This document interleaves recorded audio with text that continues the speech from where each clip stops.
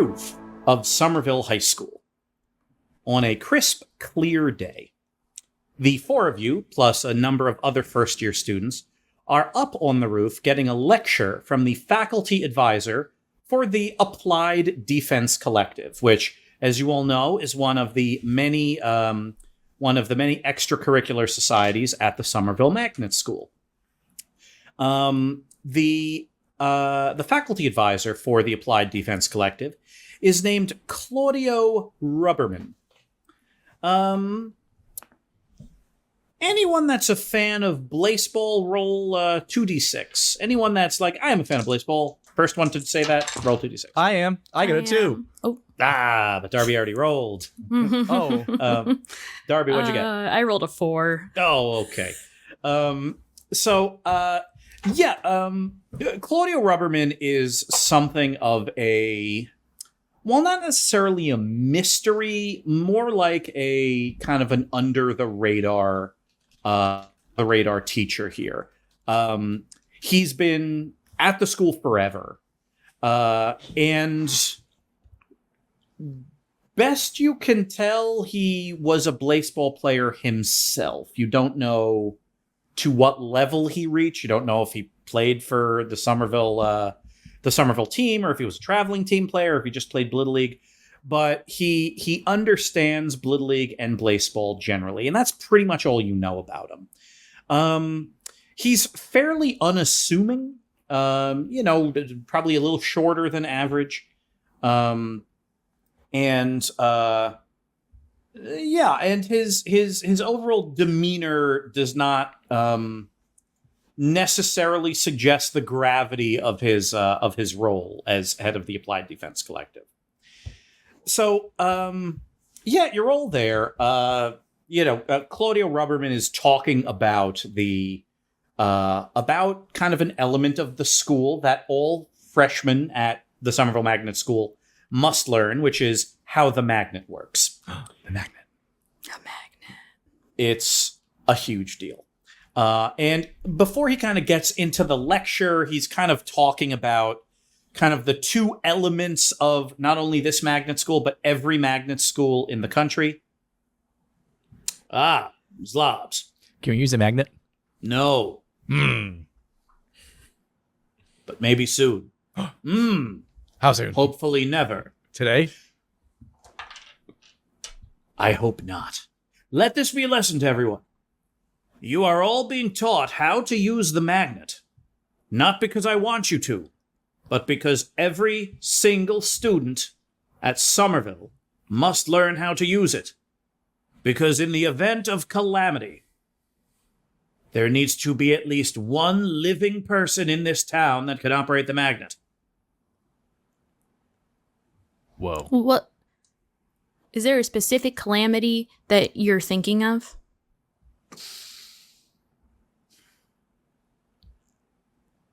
He pauses. Start sweating. Yeah, like just a trickle. Pulls a cigarette out of his pocket and lights it, and takes a long deep puff, talking while smoke is like ripping out of his nose. Yeah. Mindy Mathers. Sir, there's no tobacco use on school property. Well, we are on a roof. I'm a No, hall Mindy monitor. Mathers is right. She is a hall monitor. Good job. He hands you an index card. It says good job on it. Thank you. He stomps out his cigarette and reaches into his pocket and pulls out this big stinky bag of chewing tobacco, which he proceeds to pack into his mouth. Sir?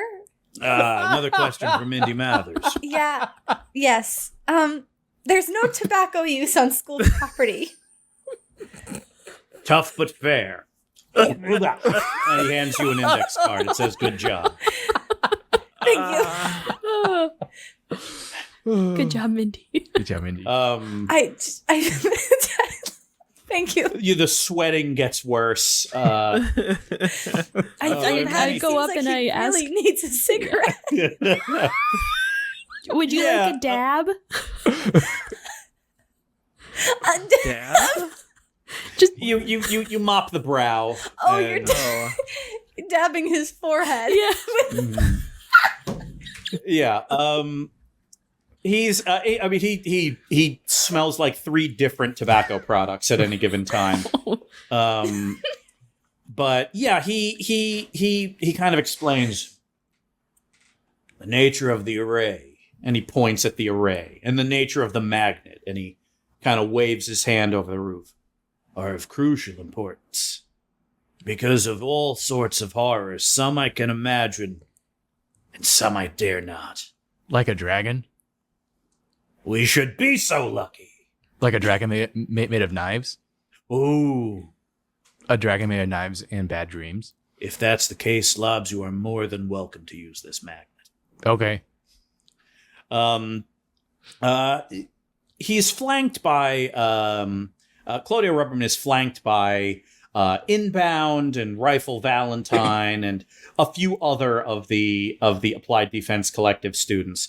After like a minute into Claudio Rubberman's speech, which is more like just a rolling list of things that could destroy a high school, Inbound walks up to you, Morgan, and hands you a folded up piece of paper.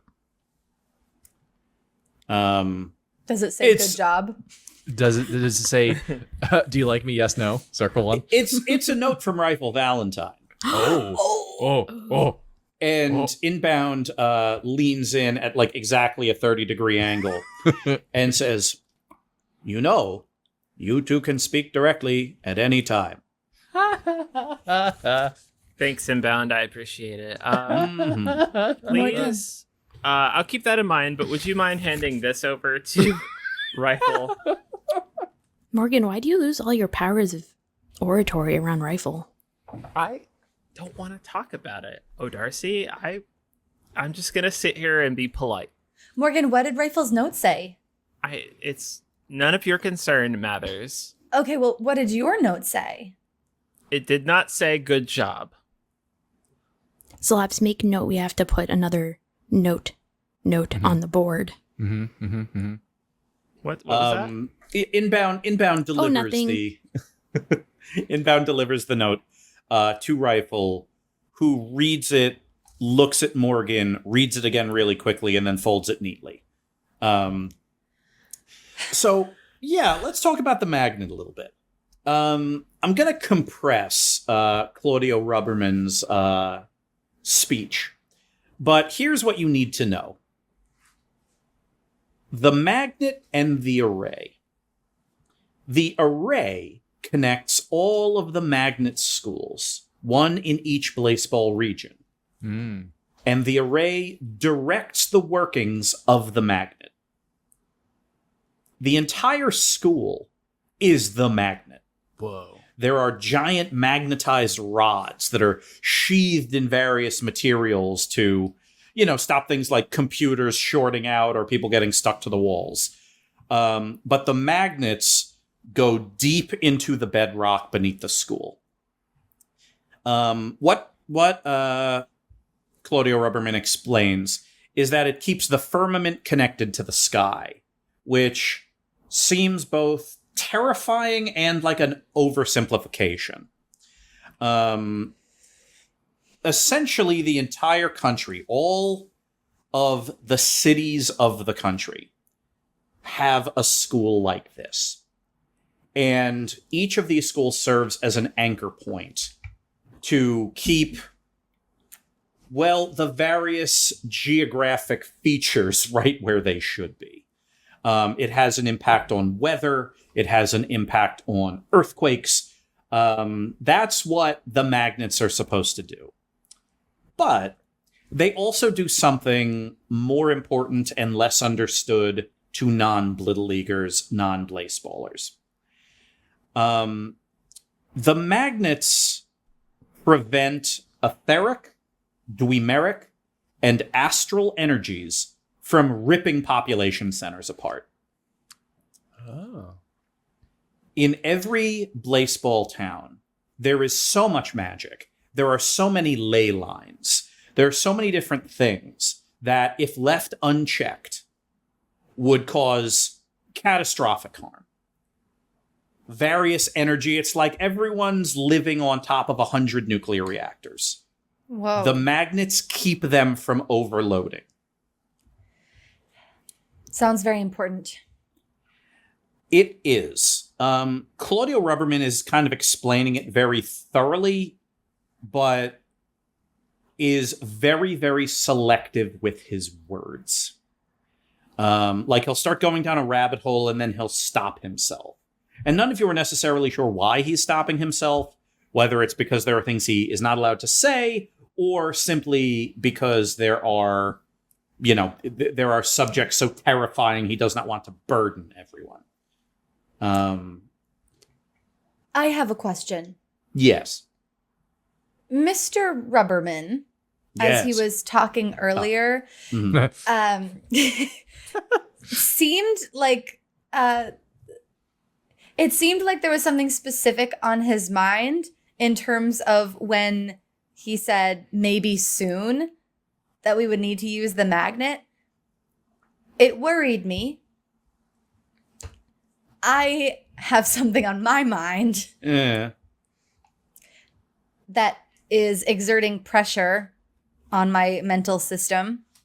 Anyways, I would like to read Mr. Rubberman's mind to see what he was thinking of when he said maybe soon.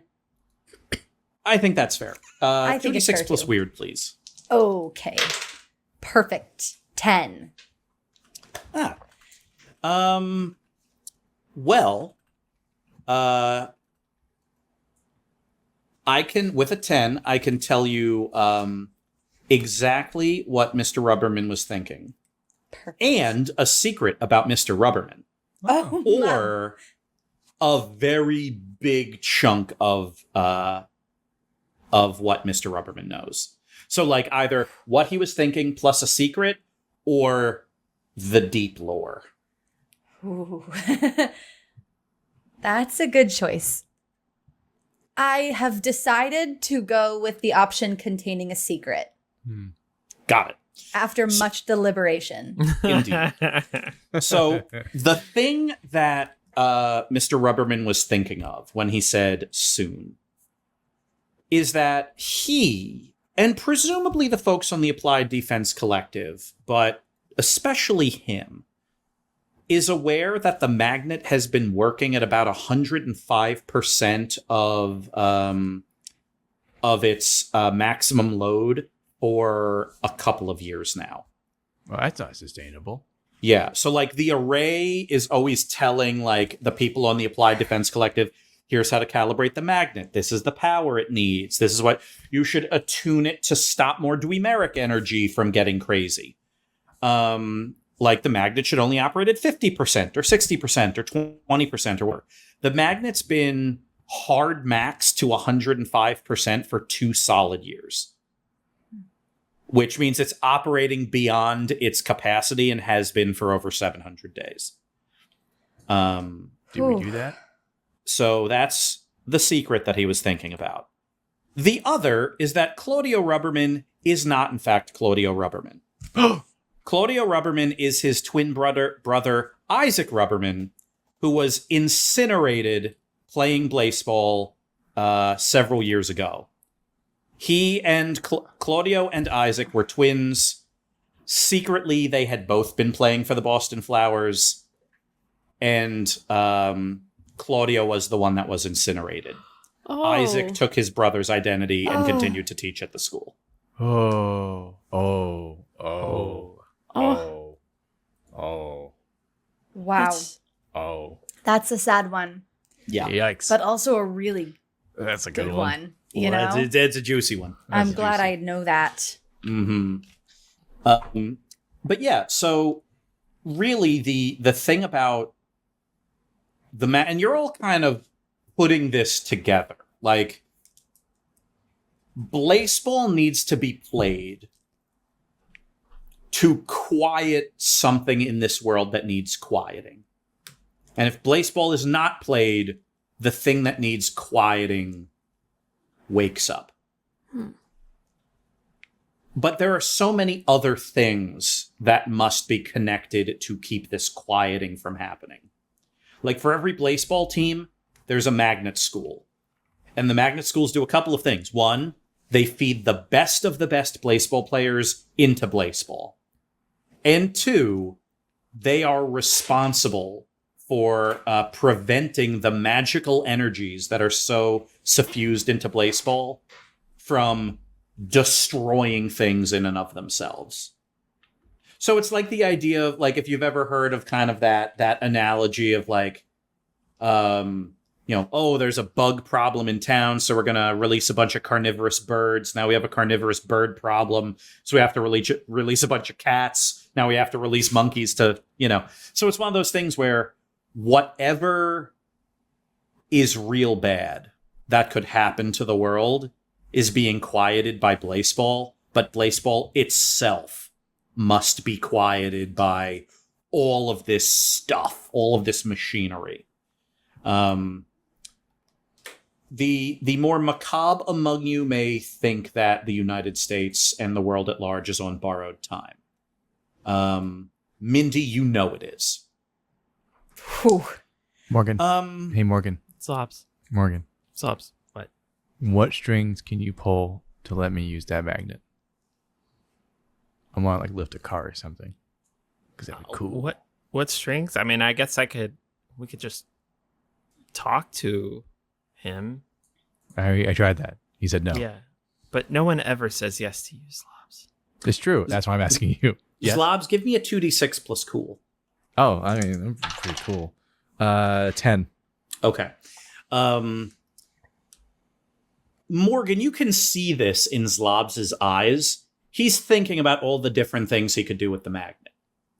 Because while the magnet is crucially important for the magical, physical, and spiritual integrity of all of Boston, you could also play with the controls and do things like, best Zlobs can tell, lift a car, launch a car, cause everyone's computers to explode, pin everybody to a wall, launch everybody away from the school, leech iron out of the ground, and various other things like cause cars to accelerate and cause planes to like fall from the sky. Professor? Yes. Wouldn't you agree that exposure not merely enough to determine or to bring determinism of whether or not a student can hold the gears and move the pistons of a machine? Wouldn't you agree that by giving them hands-on experience, by letting them control the wheel, that ultimately what you're saying is not that they are merely a pawn in some save the world scheme, but that you yourself, you the professor, and thus the school at large, trust your students to handle this large responsibility? Wouldn't you agree, Professor?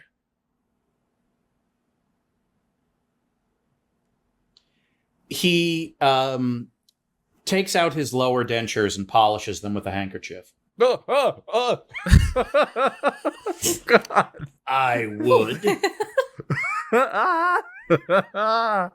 Then what say you to let one of our students, one among us, one who is worthy and tactical, to come up and take a look at the gears? 2d6 plus charm. That is 8. Okay, so that's a manipulate someone roll.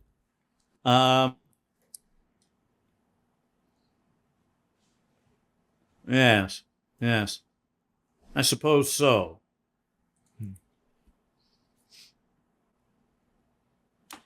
Here's what he asks. He will let you, the president, choose who can demonstrate what the magnet can do. If you promise to deliver to him one more recruit for the Applied Defense Collective because he is understaffed. That's a Morgan guarantee. Who amongst your number would you like me to show the inner workings of the magnet to? Zlobs. Don't make me regret this. I would choose Severus Zlovens. Whoa, publicly. What a Morgan, good choice. Here's how it works. Which one? It's a risky political move. So,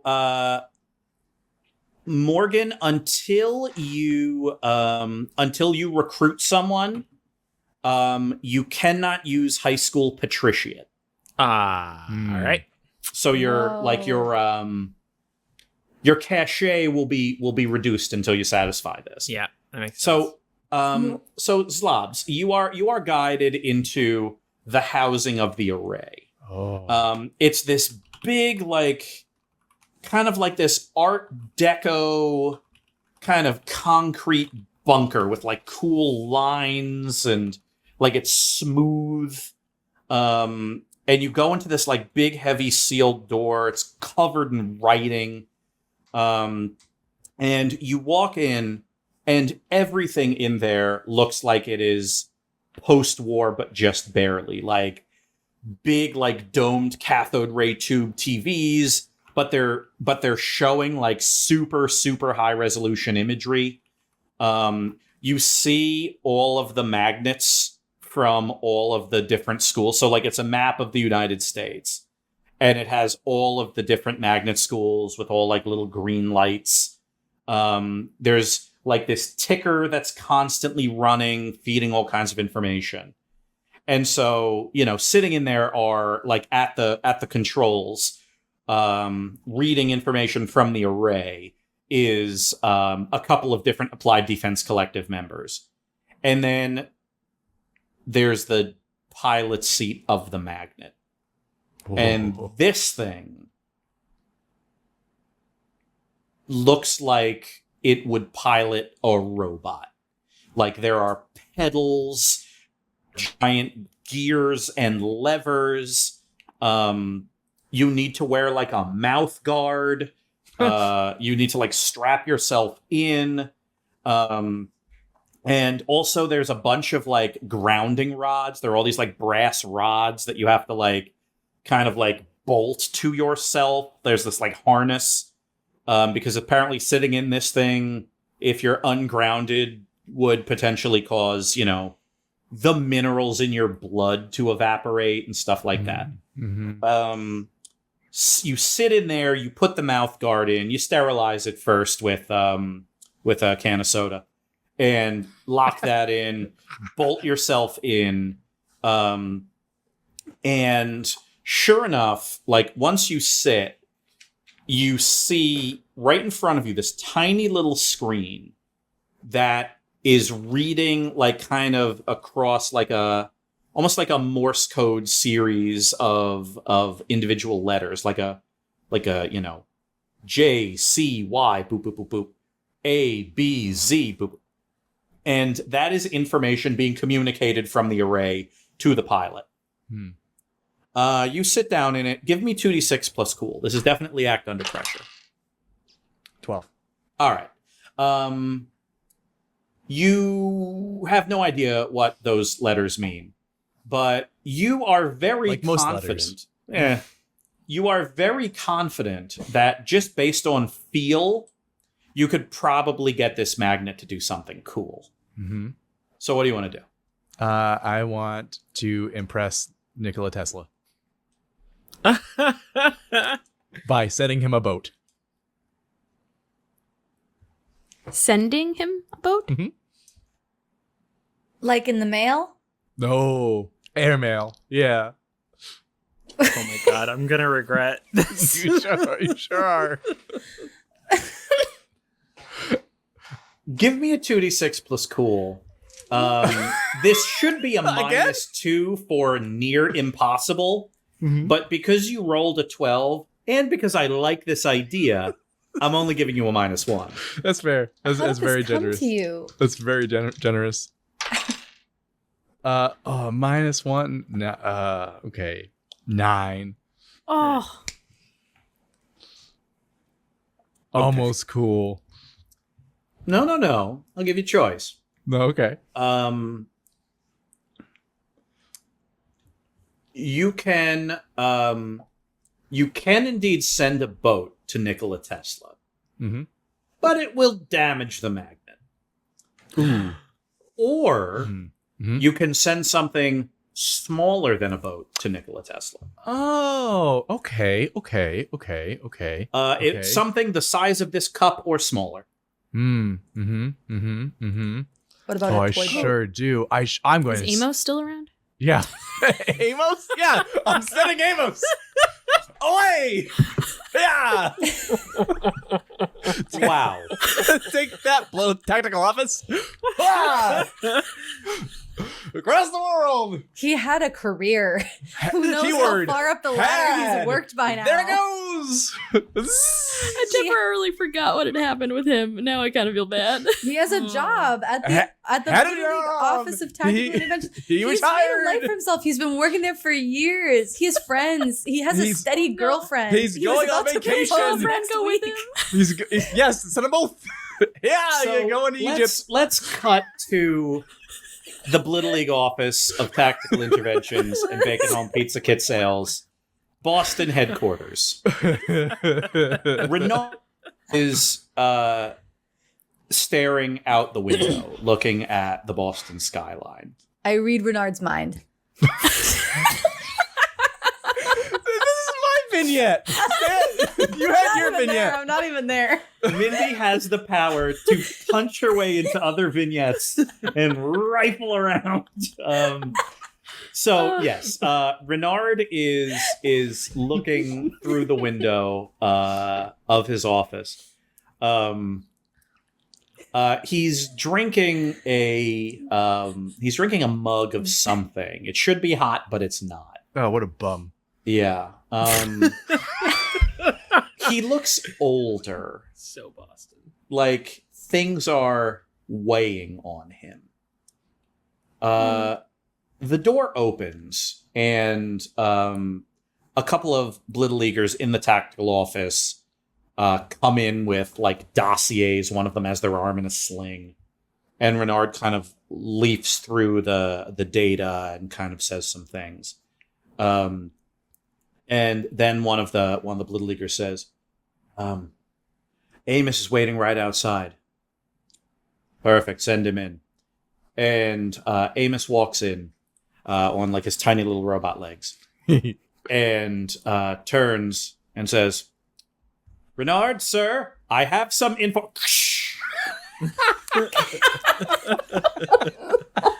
Like the snap of fingers, Amos is instantly accelerated to supersonic speed and is hurled halfway around the world. You use the magnet to send him in kind of a slingshot maneuver because this is the easternmost magnet. So instead of sending him across the Atlantic, you fire him off towards Chicago, sending notes ahead through the array to the So hold on. So I passed it, and it was like a relay, like a ball coming from the outfield. yeah you hit the cutoff man in Chicago, who proceeds to get Amos up to about 4 times the speed of sound, which in turn gets Amos about 5,000 feet above San Francisco. Interrupting low-flying sightseeing helicopters and drone traffic. And he proceeds to arc at impossible speed over the Pacific Ocean through a to the African continent, where, because you nailed it just so, it slams into the base of the Fortress Library of the Benevolent Scholars. Nikola Tesla, who's eating a panini, looks down and, 100 feet below him, like at the base of the walls, just sees a...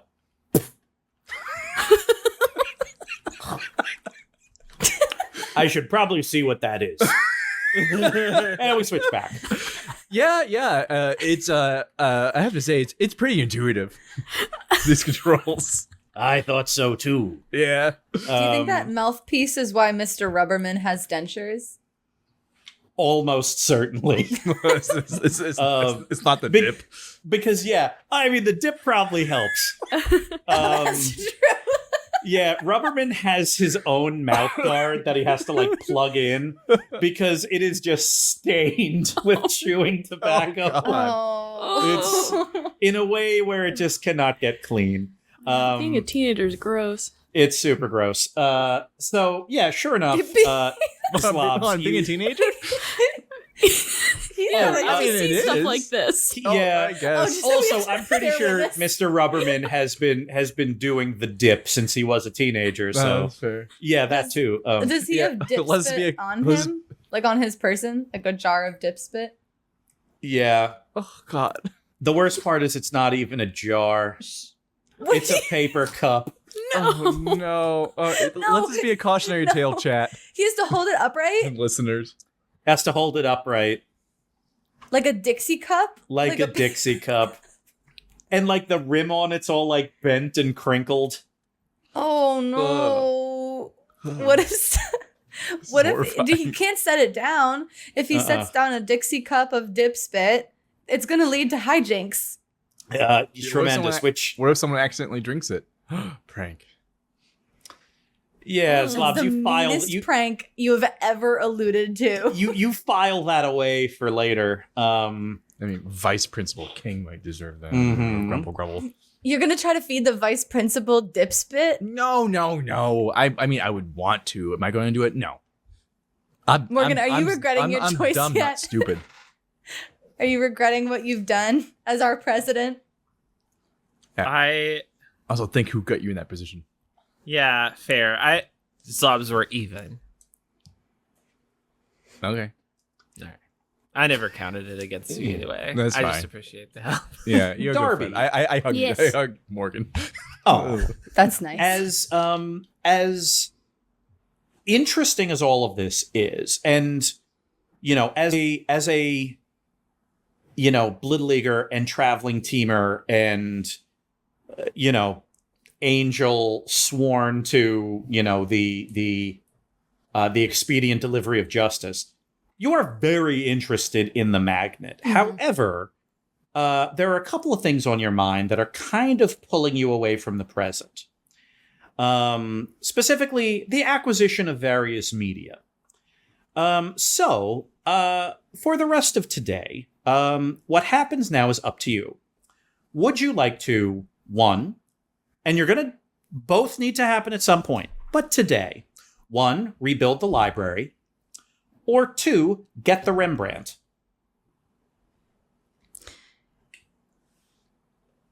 We're going to get the Rembrandt. Yes. I can't think about this anymore. We have to just do it. Yes. Darby, what's your plan for getting the Rembrandt? Well, initially, and I shared this with everybody, or I am sharing it with everyone. Initially, I've been thinking, sort of what would Maeve do to get the Rembrandt? And I think what Maeve would do is Maeve would walk into Unity Sanfelipe's office, sauntering, really, actually. A bit Zlobs-like, but maybe a little more intimidating. And she would... I'm not intimidating? Well, it's in a different way. Oh, okay. And she would saunter up to Unity Sanfelipe, and she would talk to her for just a few minutes, and she would figure out the exact thing, whether it was one of Unity's deepest desires or largest insecurities that somehow perfectly aligned with the purpose of giving Darby this painting. Mm-hmm. Or I guess in this case, giving Maeve the painting. And she would use that thing, and she would so easily convince Unity to just give it to her. And if that didn't work, well, then she would probably just rip that part of Unity's soul out, so that then she was nearly mortally wounded and she could just take the painting. Maeve would do this? If she had to. She can... Whoa. Wow. She has a way of identifying the thing that you don't want anyone else to know. And she'll just say it to your face. And for some people, that truth is something they can face. And for some people, it's something they can't. Sounds like Susie Chen. Yeah, I think that's kind of why I like Susie. Even when she scares me. Okay. But I'm not So- Maeve. And so I can't do it like Maeve. Uh-huh. I can't take that risk, or I won't. Because if I do and it doesn't work, then Unity's going to know and she's going to shut everything down more. So we're just going to take it and she's never going to know. Fair enough. Heist. Heist? All right. I should use the magnet on that. Heist. You said earlier when you used the magnet on the painting. Sanfelipe Tower, outside. Here's how this heist is going to work, because we're not going to plan the heist and do the heist. We're just going to do the heist. Yeah. Anytime you have done something to prep for this heist in advance, and that thing comes to fruition, you can roll. So, like, if certain thing, it's like, all right, we're just breaking in, cool, you're going to make some break-in rolls. But if it's like, okay, we've bribed a guard, I'm going to have you roll it, but it's always going to be at a -1, whatever it is. So, like, if something's in place before, the flashback is you're just going to roll the appropriate roll at a -1. Whoa, -1. So, the four of you wearing whatever you want to be wearing, equipped with whatever you want to be equipped with, going in light, going in heavy, whatever it is. The four of you are downtown. Is this a night heist? Yeah, it's a night heist. It's night. And we're what kind of at heist is a day heist? Blech. At least 2 of us are wearing Transit Trillium uniforms. Yeah. So yeah. Me and whoever else wants to be with me on that. Zlobs? I'll do it. I think I look good. So And 2 of you are I- dressed as Transitrillium. I am dressed as a nighttime cleaning service member of their cleaning service, nighttime shift force of cleaners. Sure. I'm dressed. I'm in like a janitor's uniform, Gotcha. a custodial costume. Yeah. So, you were able to find an appropriate, like like the laundry service that cleans these uniforms. You were able to, read a mind, psychically mess with someone, grabbed a uniform, has a name tag on it. Yeah. So all of you are wearing what you need to wear. I'm wearing a cat costume. Cat costume. All part of the plan. All right. She's a cat burglar. So the four, yeah. What? What? You know what? Don't groan at that. Ugh. That's a classic joke. Classic style joke. All right. What's step 1? So Go back to vaudeville. I have heard from the Transitrilliums that Sanfelipe Tower has its own top secret tea station. Mm-hmm. And so so we're going to sneak into it as our access point. And so we've gotten the coordinates Red line. Oh. for well, we got here on the red line, but then you have to go up to the street, and then there's a manhole that we have to open up, and we go down in there, and then there's like a series of paths to get to this secret tea station under Sanfelipe Tower. It's So that's called Our entry point. the Violet Line. Oh. A completely hidden, ultra exclusive train line. It connects Sanfelipe Tower to a couple of other locations that you don't know. but you can get in via like a service corridor. Mm-hmm. So I'm going to so the act of discovering that I am going to say is a 2d6 plus sharp roll -1. Okay. It's a 7. All right. The partial success is going to be that the transit trillium know why you asked. Mm. So in case they're ever questioned, there may be a consequence there. It was worth it. We can trust them. Mhm. I hope. I mean, we saved their butts at least once. That's Mhm. true. Mhm. Yeah, that's true. We did. So sure enough, you get down onto the Violet Line at like this hidden train station, and then take it one stop to the Sanfelipe Tower basement train station. And it just kind of stops and the door opens, and you're on this like gorgeous tiled platform. There are guards here. What is the plan for them? To tell them that we're here to do some repairs. That as Blittle Leaguers, we've been called with short notice to come make some repairs to the Violet Line. It's absolutely vital for Miss Sanfelipe's access to the Violet Line. Got it. Because you and Zlobs are dressed up like Transit Trillium, one of the two of you is going to have to make a 2d6 plus charm roll. And it's going to be done in real time, so it's not a -1. Are Morgan and I inside rolling suitcases? Do you want to be? I think it's best we are. Yep, you're in rolling suitcases. This was So it's going to be Matter's Darby plan. or Zlobs to make the roll. Yeah, they're carrying us Okay. around in I'll do it. suitcases. Here we go. That's a 5. Oh no. Okay. Oh no.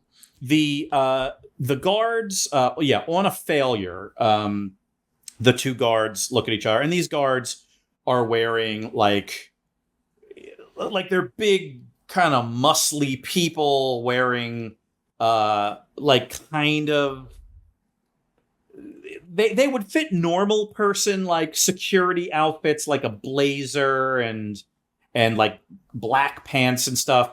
But these are such heavily muscled people that there's kind of fidgeting in them. They've got sidearms on them. They look at each other, and one of them walks over and like picks up a very old looking phone that's like bolted to a call box in the tile wall and says a couple of things and kind of waits for a response and then hangs it up. You're not on my or anybody's list. Well, sometimes Blittle Leaguers have their own priority list. It probably just hasn't gotten to you yet. At this point, they unbutton their jackets and rest their hands on their pistols. Could I perchance psychically torment them psychically from inside the suitcase? Sure you can. I'm like peeking out through a hole, like a little breathing hole in the zipper, watching, and when I see them start to react in a hostile way, I think I would like to torment them. Sure. So, so you'll be able to get one of them for sure. So there are two to deal with. You'll have to get one of them. Okay. So yeah, 2d6 plus weird. Okay. 10. Okay. Choose one from the psychic torment list. Okay. Yeah. Do these two guards, do they look friendly with each other? Do they look like maybe they are like friends for a long time? They've been working together for a while. Maybe they fell in love a while back. Kiss, They're dating, maybe? Kiss. Do you think they're dating? Tough to say if they're dating. It looks like they spend a lot of time together alone in here. Okay. So that's a you know, recipe not for- many and people at the take the gym. violet line because it technically doesn't exist. Yeah, so Right. they're either here or at the Sanfelipe fitness facility. So Okay, so it is reasonable to think they might hang out outside of Presumably, work. Okay, then let's have psychic torment. I'm going to torment one of their minds into long-term psychic instability. Long and term? that that is the description of my ability. Yeah. Yes. And the effect it's going to have is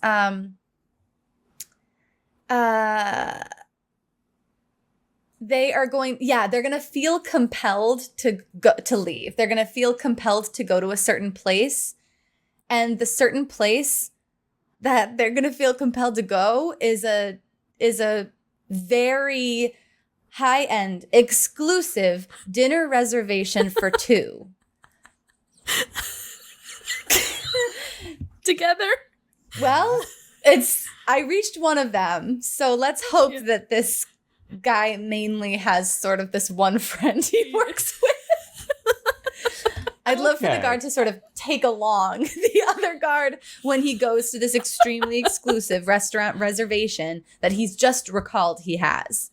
It's like you're playing pool with people. I'm trying to hit one ball into the other ball so they Yeah. both go in the pocket.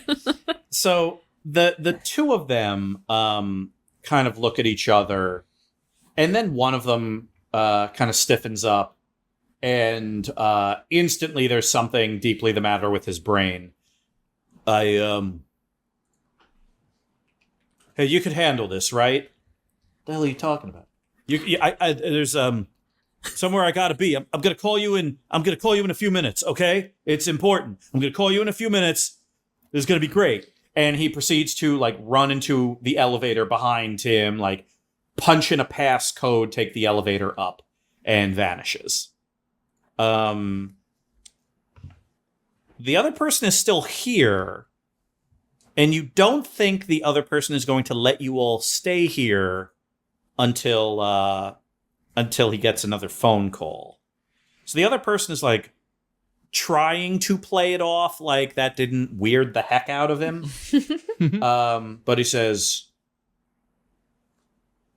all right, well, you best be getting back on that train before I start asking more questions.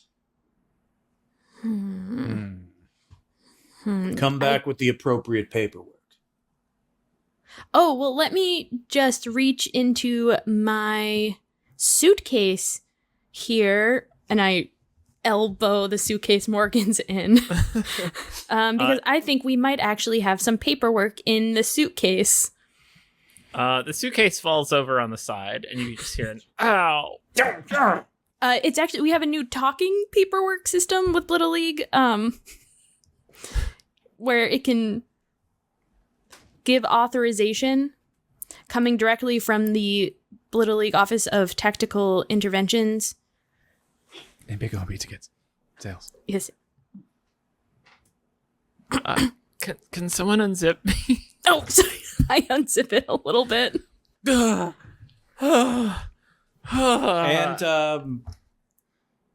And someone dressed as a cat emerges. I forgot about the cat costume. That's why we're in the suitcases. We're not dressed appropriately. He For this draws part his of the pistol. mission. I don't know what this is, but you're all going to turn around right now.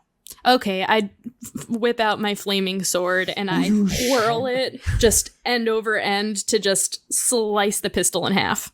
All right, that Oh my sounds God. like Oh, this is getting away from us. yeah. Okay, That's Maeve. okay. That'd be an act. That's an act under pressure because you're not trying to do damage to him. You're trying to destroy something. Yeah. So give me a 2d6 plus cool. Okay. 6, 7, 8, 9. All right. That's pretty cool. Okay. The partial success here. So, you do indeed slice the gun in half. On the partial success, though, he lost his gun. On the partial success, though, he's gonna run back to the phone, pick it up, and hit the big button. Oh. No. Can I disable it before he gets there? Sure. Magically, do you want to do something magic to it, or do you want to like blow it up? I'll send a surge of electricity and destroy the wire. All right, sounds good. That's going to be a kick some butt roll on a stationary target. So 2d6 plus tough. Tough. Plus one. Oh, Yeah. Oh, dumb. Weird magic. Oh, wait a second. Hold on. This is I'll let it be combat magic. All right, 2d6 plus weird. Oh, okay. Plus 1. Yeah, plus 1. Oh, great. 6. You Wait, hold on. You rolled a 2? I rolled a 3. And I have a weird of 2. Plus 1, that's 6. You fire a shot at the phone,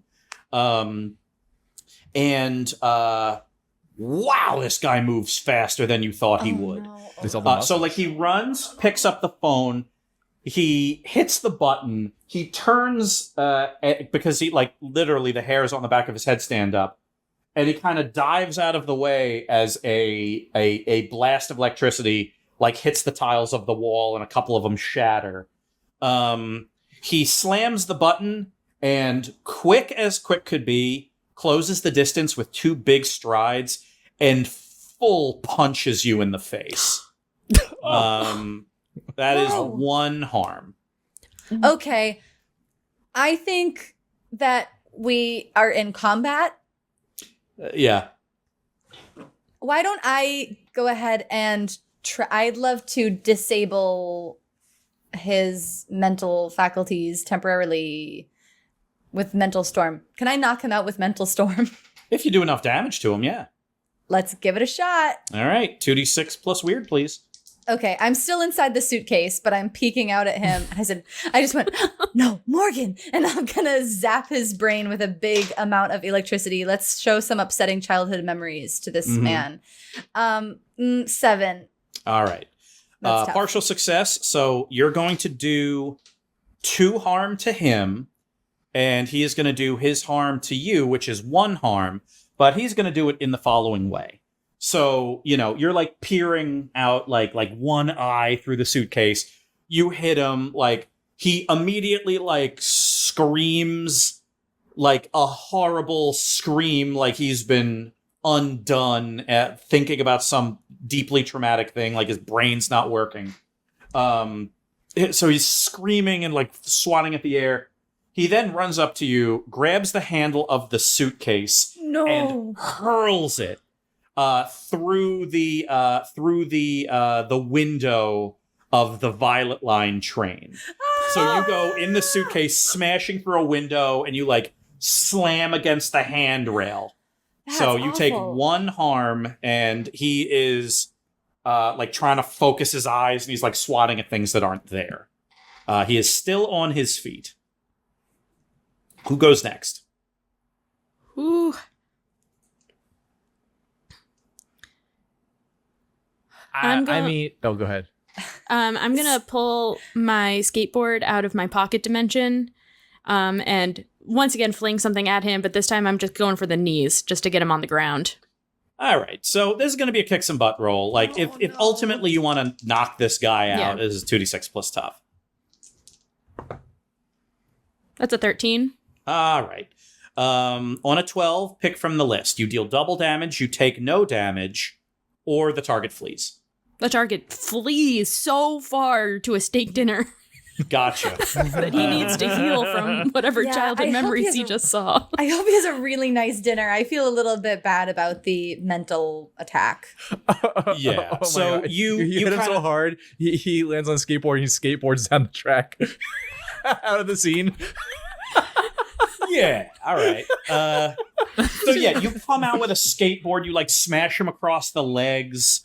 Like he screams like something about seeing a skateboard and reliving childhood memories. Like unlocks something, and he kind of starts decompensating. And yeah, he grabs the skateboard, does not look at any of you again, and like sprints off down the tunnel. Well, that went well. That was not according to plan. No, it was not. But the guards are gone. I'm gonna go over to the phone and pick it up and just say, false alarm, all clear. Press the button. Press the button. Oh, and press the button. The green 2d6. button. Is there a green button? Well, have Morgan do it. well, No, have Morgan do it. There's a button that's like flashing red. Give me a 2d6 plus charm. Good. I like to be challenged.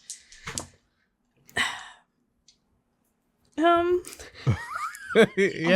It's a 2. Did you roll a 2 or? No. Well, I rolled a 4. But I'm not charming. You have to this -2 phone. charm. Oh my god. Okay. Oh.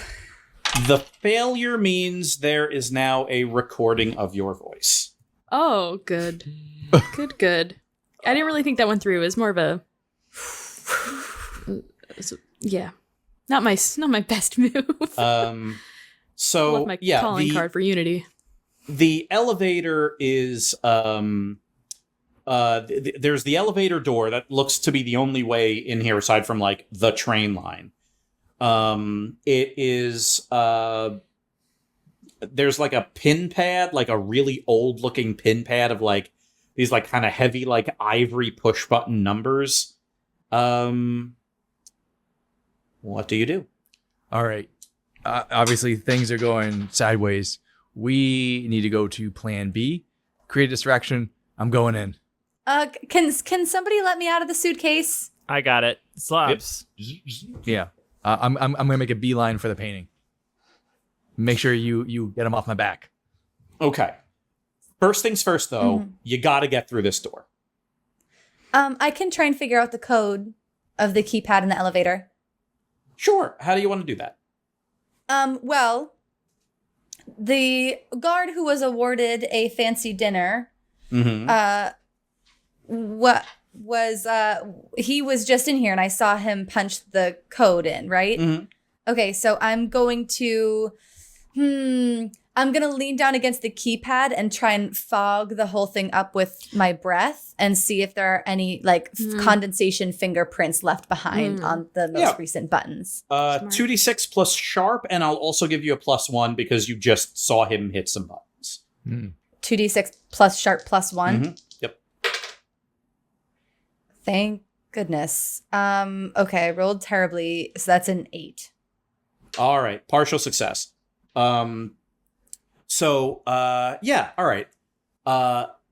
The door opens, and it's like, it's an elevator. It's enough for all of you or one of you or however many in between.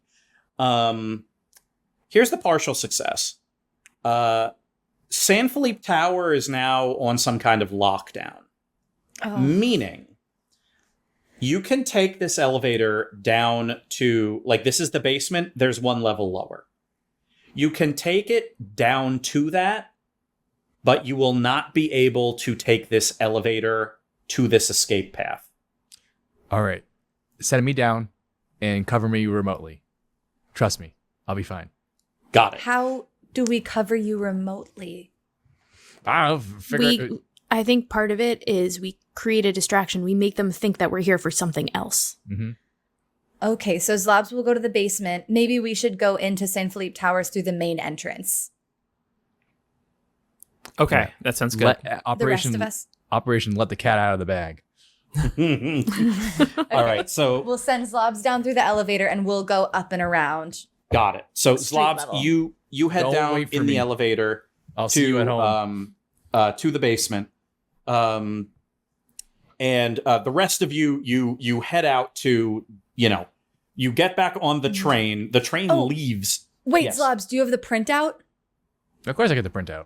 Oh, okay. He's got the printout. So yeah, you all take like the train one stop down when it leaves. You'll get up through the manhole again and then approach Sanfelipe Tower.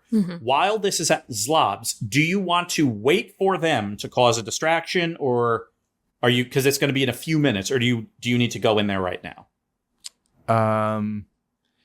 Do I see anything downstairs? Like if I see people, I'm gonna wait. If I don't see people, I'm going to not.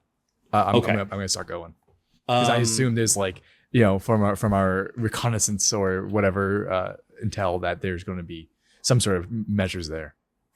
Yeah. All right. So, Zlobs, this is going to be a read a bad situation roll. Like you get down, you open the door. There's noise. There are silent alarms. There are things happening. There's the sound of boots running on terrazzo floors. So give me a read a bad situation roll, and that will determine what's going on. Oh, 8. 8. All right. Read a bad situation. You can ask one question. What's the best way in? The best way in. It's a great question. Thank you. There is, so best you can tell, there's kind of like, there are service corridors under here. Like this sub-basement is kind of divided into, like a place for staff and then a place for like Unity, Sanfelipe, and VIPs. And so it's almost like it's broken in half. So like on one side, there's like an emergency reactor and an armory and, all various things like that. On the other side is essentially like an underground mansion. The best way in, the way that would cause the least amount of chaos is if you would be able to like blow a hole in that wall. Okay, so blow the hole. So that means I had to wait for the distraction because that would be very distracting and it would be counterintuitive. Okay. Also, quick, a few seconds before, as the elevator's like doors closing, and I say, "I'll see you back at home." I put on a black balaclava because it's really cool. It's super cool. Yeah. Do you like take off the Trillium jersey? Oh yeah. And put on It's just like all black. Like he's wearing a black turtleneck. Yep. So you're there. You have like this giant bag of like clothes and explosives. You're like going through the basement of Sanfelipe Tower. Sure. And you're like waiting to set the charges. Few minutes later, the other three of you run up to the entrance of Sanfelipe Tower. There aren't guards on the street. It's just like, the huge like entrance to Sanfelipe Tower, and the doors are locked. You see a security desk inside. There is someone at it that is speaking rather agitatedly into a headset. And you see like someone like run by, and a couple people with walkie-talkies are like on a catwalk. So yeah, the building is locked, but there are people inside.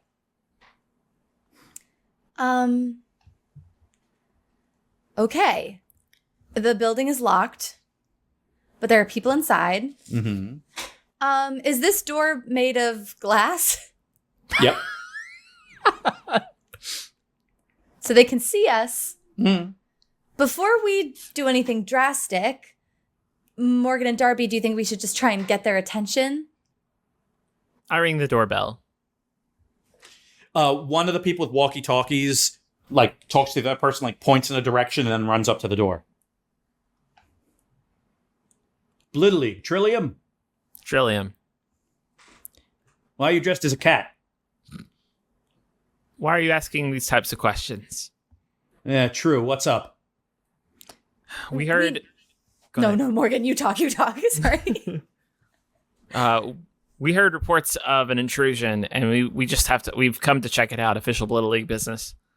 Well, we've got it under control. Thank you for your concern, though. You're in our territory. We have an obligation to assist and to report back. And we know what's going on, and it's something you could never imagine. Guys, don't stop building. Morgan, give me a 2d6 plus charm. Mindy, if you want to help out first, you could roll 2d6 plus cool. Sure, I'll help out. I mean, that right. can't hurt, right? It can't harm. Mm-mm. It's just to help out. Yeah. So we'll see what happens. Oh my gosh. Wow, that's actually pretty good. That's a 9. All right. So a 9 after -2, though, was a good roll. Big deal. So yeah, Morgan, you're going to get a +1 to your 2d6 plus cool roll. All right, that's an 11. Wait, cool, you said? Oh, sorry, 2d6 plus charm. Sorry. Okay, I was about to say 11. Agreed. Yeah. Well, it's one thing I know. It's trust Blittle League. And, door gets unlocked. 3 of you are ushered in. Okay, you're in here. What do you do? All right. Do I see anything that seems just off? Just anything that, it could be literally anything, like a misplaced tile or a security camera that's pointed down instead of outward. Sure, you see something. What is it? Yeah, we'll say the security camera. I sense that it's actually been powered off. Yeah. You just your electrical sense, you're looking, and there are security cameras sweeping and going and stuff. And one of them is kind of tilted off to the side instead of a flashing red light. It's off. All right. Sir, what's your name? Grubles. Grubles? Sid Grubles. Sid Grubles. Grubles, did you check that security cam? Because it's currently deactivated.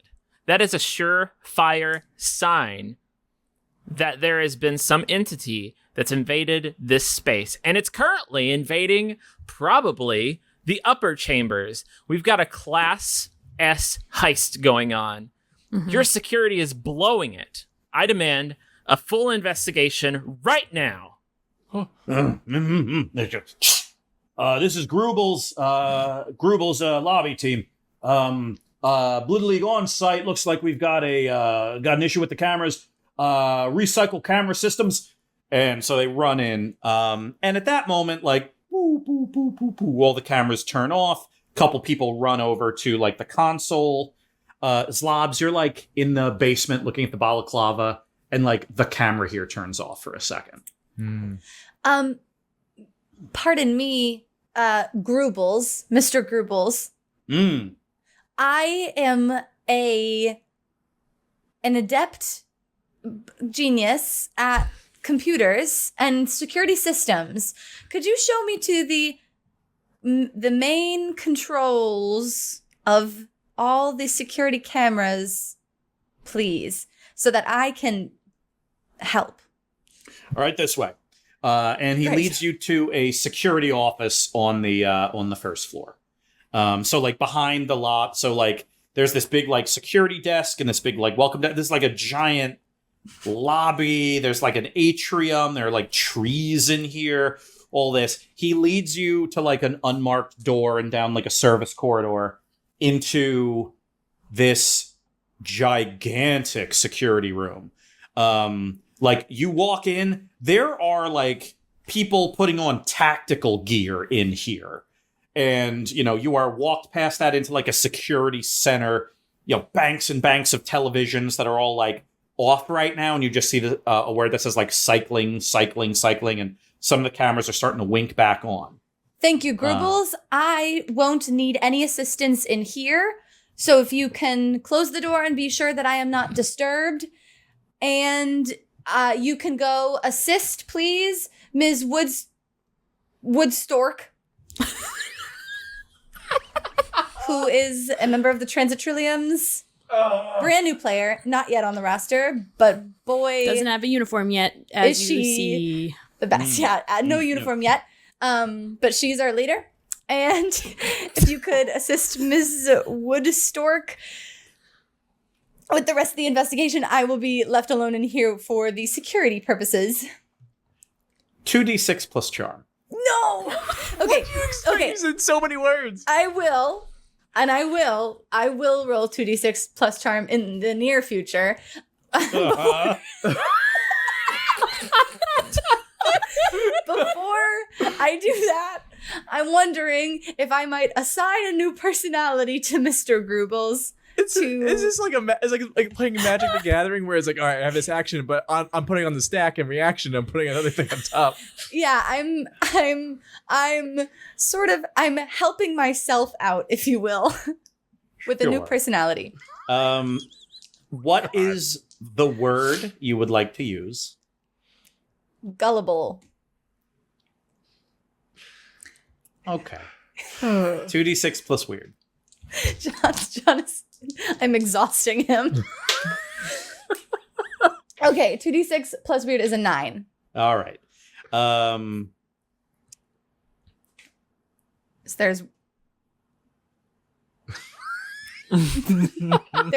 there may be a consequence. You are also gullible. Okay. So you're just like, Okay. everything is nonsense. Everything is nonsense. I got it.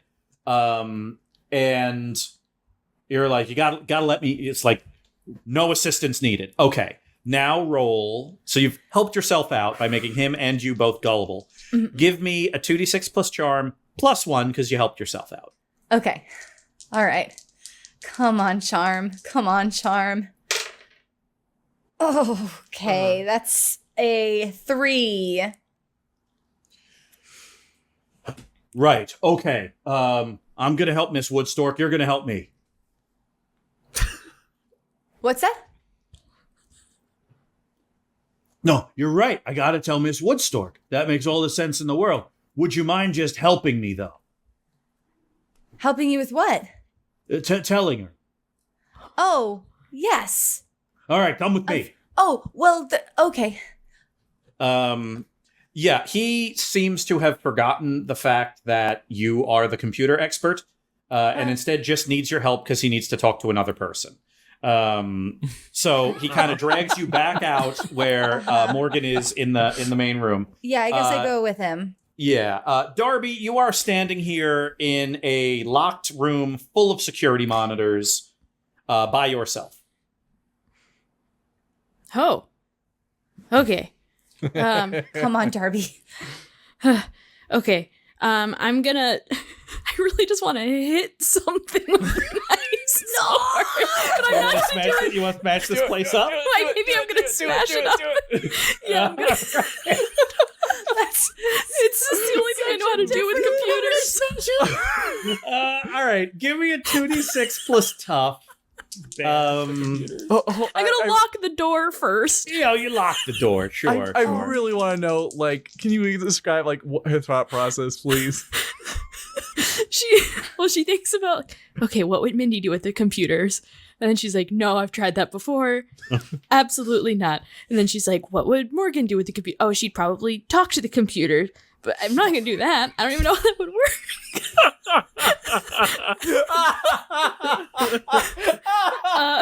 She goes into one that looks like important because it's got a big fancy like seat by it. It looks like a command chair. She sits down and she puts her fingers on the keyboard and then she just picks up the keyboard and throws it. And then she pulls out the sword which she has recovered, takes the hilt of it and then just starts smashing. Yeah, you got it.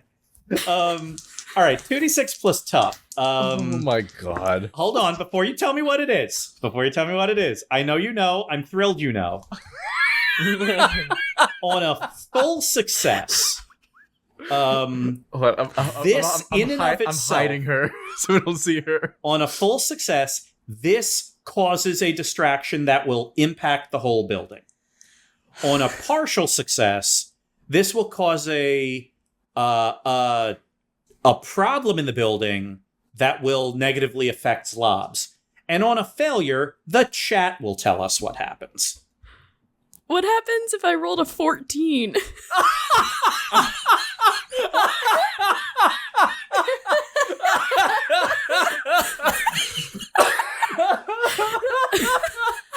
Well then, Darby, you're going to tell me exactly what happens. Darby just goes to town and she smashes everything, just every single, and then she finishes with all the computers, all of the screens, and then she even starts ripping up the chairs chairs. she goes and stuffing into the chairs. She's screaming. There's someone banging on the door. And she's just like, get out of here. You don't want to be in here. You don't want to see what's happening. You can't handle it. And they can't, so they leave. They run out of the building.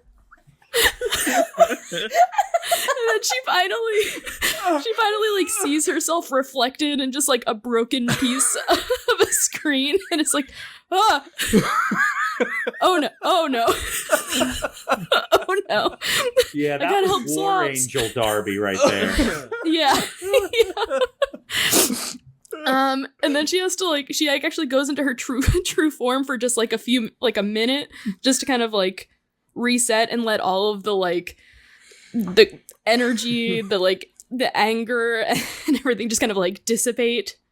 And then she comes back into her human form and then just casually walks out. And there's like a few security people like in their SWAT gear and everything still out there, and she just says, took care of everything in there, now I'm taking over here, I'm your commander. Ma'am? Yeah, like you're covered in like bits of electronics but wearing a Trillium jersey, and so boom, you're like leading a tactical team like out to sweep the halls. What has happened is this. Every safety countermeasure in the building has gone off. So, like, you run out into the main room. So, Mindy, you and Sid Grubels are explaining to Morgan Woodstock exactly what's going on. And you kind of forget that you have somewhere else to be. You're just kind of, I mean, to borrow a theater term, you're just like yes-anding his story to her. Yeah. He's like, yeah, it's bad. According to Mindy here, who's a computer expert, it's super bad. And we need people on it. That's right. I am a computer expert, and it is bad. The thing we need people on. We need all the people in the world on it. And Morgan, In you're the just world? in the world. Everybody. We need everybody on this. And Morgan, you're like, why the heck are they like?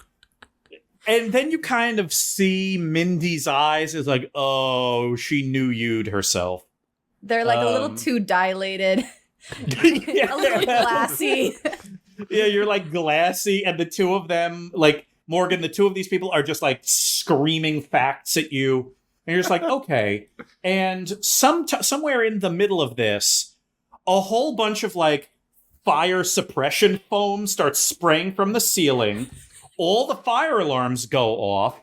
A pair of robots emerge from the walls and start taking pictures of things. Whoa. You hear something that sounds like an explosion on the floor above you. There's a lot of shouting. People in various uniforms are like running on catwalks. Zlobs. Mm-hmm. You're waiting with like a brick of C4 to like blow a hole in the wall because you know you can't go through like the service entries, and you're just like waiting and waiting and waiting. And then you hear like a click noise, emergency hatch open. And right where you're about to put the C4, a hidden door just kind of slides open. And from the other side, you hear classical music. Huh. That's novel. I go through. Yeah, you're in a beautiful parlor with overstuffed chairs and there's like a nice low bar. There's a robotic bartender with like a big digital smile on his face, like shaking a cocktail. Mm-hmm. I order an apple juice. Of course, sir. Happily. And you are handed a glass. Have you heard about the emergency? I just shake my head. Be safe down here. Best place to be. Yeah, this is like kind of a speakeasy bar, loungy area. In here, like decorating the walls are like wild bits of American history. It looks like flintlock pistols, like crossed. There's old books. And yeah, you just kind of wander around. Give me a 2d6 plus sharp to investigate a mystery. 12. Oh my goodness. Okay. You can ask any questions you want from the investigate a mystery list, which is 2, or you can ask one question. Where's the painting? Phrase. Give me Painting's the over that way. Yeah. So So you casual, that whole sequence. So smooth. very easily. Wait, hold on. Can you give me a second one? What's the robot's name? Rutabaga. Rutabaga. Great. Thank you. Like big magnetic, like rutabaga. And yeah, so you're like, okay, where would it be? Oh, right, hidden doors. This place has hidden doors. And so you walk up and it's like, geez, what in here would have like a cool hidden door thing? And you look at the books, and there is a book on the shelf, some like old tome, about the robbing of the Isabella. Or no, it's a biography of Isabella Stewart Gardner. Mm-hmm. And you like pull it, and a door slides open. And sure enough, on the other side is a very small room. It is a tiny, unadorned place. Tan painted walls. The hum of air filters. One chair.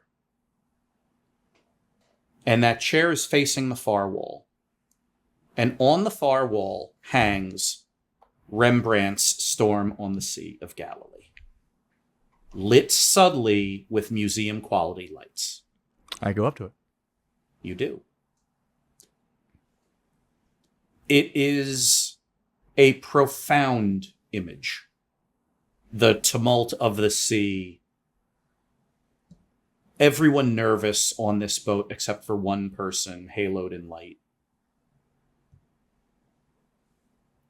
It is not under glass. It is not protected. It simply hangs in its original frame. I finish my drink. I put it on the little table next to the chair, and I pick it up. And I can see why Darby really wants it. It is a cool painting.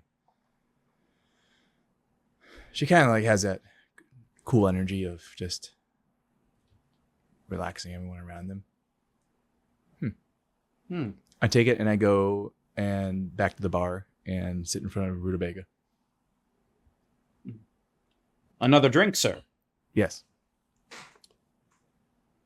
Orange juice on, apple juice on tap. Oh, thank you. Cheers. I want to sit here until because I know I can't leave. I know everything's on lockdown. There's no going out. I want to wait until a security team comes in. Me just sitting there, with the painting in my arms, sipping at a bunch of glasses on the bar. Mm-hmm. Yeah. You've also been given a small bowl of a snack mix. It's the best snack mix I had in my life. This is rich people snack mix. You don't know what makes it different, but it's different. The money. Yeah. Yeah. A tactical team runs in. One of them has clearly recently been on fire. And they see you. Are you still wearing the same thing, or are you wearing something different? Just cool balaclava outfit. I look like a cat burglar. Yeah. It looks really awesome. The two of them run in. They look at you. They look at the painting. They look at you. They look at each other. They look at you. They draw their guns. Great. I cheers them with one hand on a painting. I put one hand on Rutabaga and I activate my current sled. Wow. I forgot about this. An experimental device to allow the user to transport to a place that through the power grid. I would like to also bottle it up at a +3 when I roll my weird check, please. I'm not going to let you use the bottle it up because you've already bottled it up. Roll it. 8. Speaking of bottle it up, Oh, I'm going to call it a -3. no. We're going to end it right there.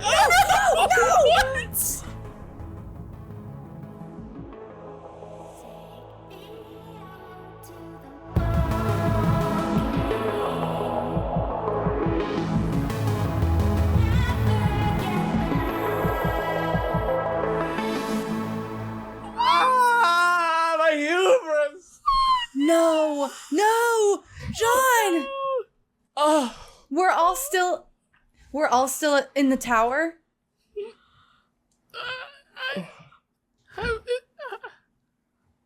We're going to end it right there. John, how do we get out? How do we leave?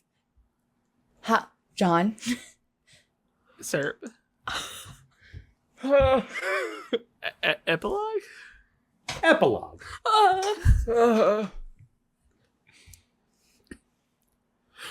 Pikesville Magnet School, Baltimore suburbs.